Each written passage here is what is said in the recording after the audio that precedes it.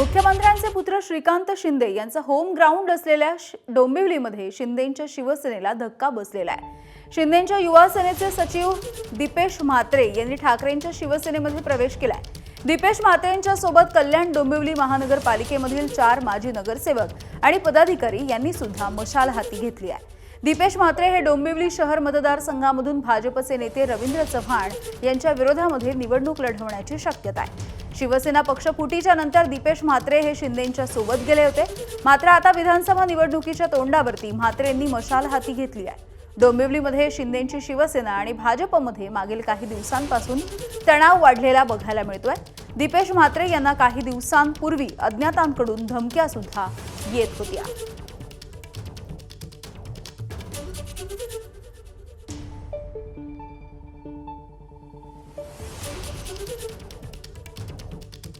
वारंवार या डोंबिवली विधानसभेतनं पक्षाकडनं विधानसभेच्या तिकिटाची मागणी केली होती, परंतु माझ्या पक्षाकडनं मला सांगण्यात आलं की युतीचा आपला धर्म आहे, युतीचा धर्म आपल्याला पाळावा लागेल आणि आपल्याला युतीचा धर्म असल्यामुळे आपल्याला कुठल्याही प्रकारची उमेदवारी तुला देता येणार नाही।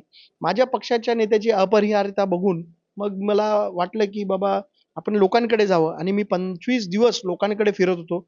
लोकांकडनं जे मला फीडबॅक आला की तुम्ही उमेदवारी लढले पाहिजे आणि त्याच्यासाठी उद्धव ठाकरे साहेबांसोबत गेले पाहिजे आणि तो लोकांचा विचार घेऊन मी आज प्रवेश केलेला आहे। एबीपी माझा, उघडा डोळे बघा नीट।